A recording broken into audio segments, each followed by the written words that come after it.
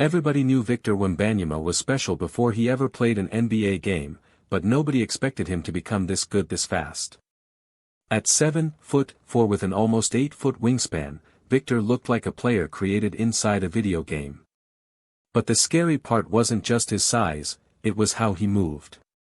He could handle the ball like a guard, shoot step-back threes, block shots at the rim, and defend almost every position on the court.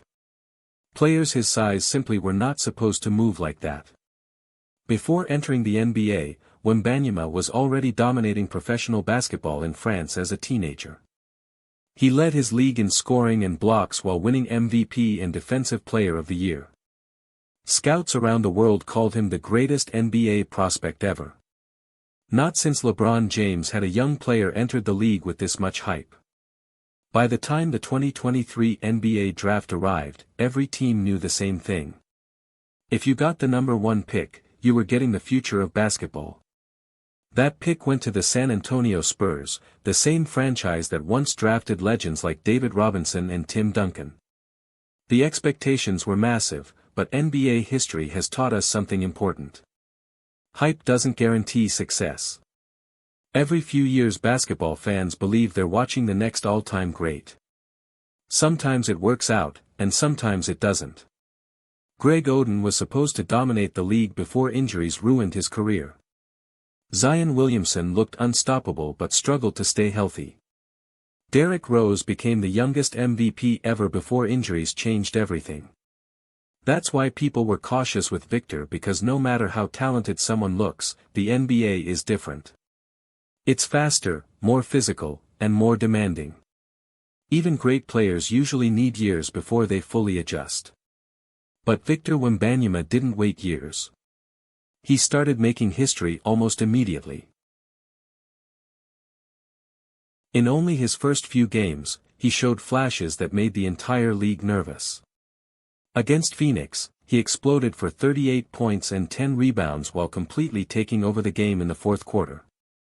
A few nights later, he recorded 8 blocks in a single game, and then the crazy stat lines just kept coming. 20 points. 10 rebounds. 5 blocks. Again and again. By the middle of his rookie season, the conversation around him completely changed. At first people were asking if he could live up to the hype, but now they were asking how long it would take before he became the best player in the league. Victor finished his rookie season averaging over 20 points, around 10 rebounds, and more than 3 blocks per game. He led the entire NBA in blocks as a rookie, which almost never happens. He won Rookie of the Year unanimously and made the All-Defensive First Team immediately. But statistics still didn't fully explain what made him terrifying, because you had to actually watch him play. He was blocking jump shots without even jumping, recovering from the paint to the three-point line in a single step, guarding point guards one possession and protecting the rim the next. Opposing players genuinely looked uncomfortable attacking him.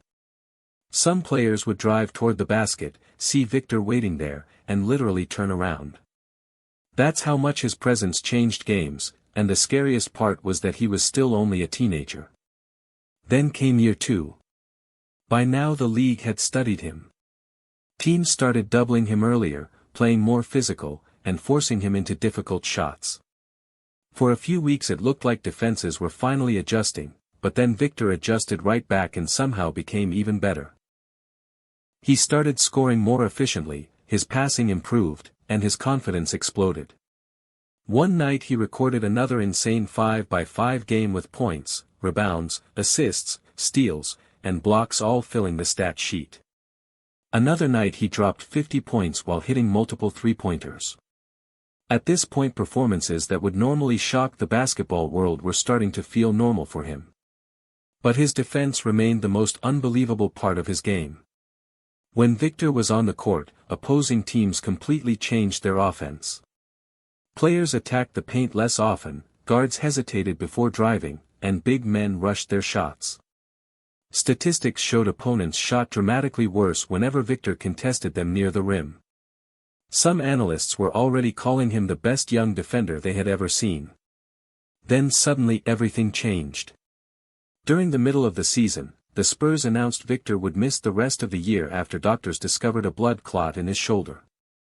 The news shocked basketball fans everywhere. For the first time, people were reminded of the biggest concern surrounding players his size: health. NBA history is full of tall superstars whose bodies eventually broke down, and for a moment fans wondered if Victor's story might follow that same path. But instead of disappearing, he came back even more focused. Heading into year 3, San Antonio finally started building a real team around him. The Spurs added more talent, more scoring, and more playmakers, and suddenly they started winning. Victor no longer had to do everything alone, and the results were immediate. He opened the season with monster performances, including multiple 40-point games.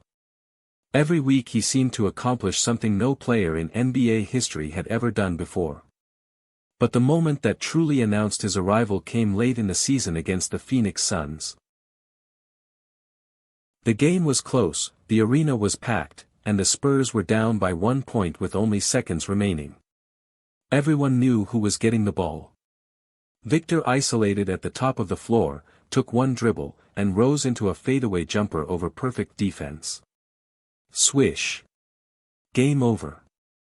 The crowd exploded, and that shot didn't just win the game, it clinched San Antonio's first playoff appearance in 6 years. After that moment, the conversation around Victor changed forever. People stopped calling him a future superstar because now he already looked like one. The scary part is that he's still improving. He's still learning, still getting stronger, and still adding new skills to his game, and he's only 21 years old. That's what makes Victor Wembanyama feel different from almost every young player we've ever seen. Most superstars dominate one side of the court, but Victor might eventually dominate both. He can protect the rim like an all-time great center while handling the ball and shooting threes like a guard. That combination barely makes sense. And if this is only the beginning, the rest of the NBA could be dealing with this problem for the next 15 years. Because the conversation around Victor Wembanyama is no longer about potential anymore. Now it's about MVPs, championships, dynasties, and maybe one day the greatest player of all time conversation.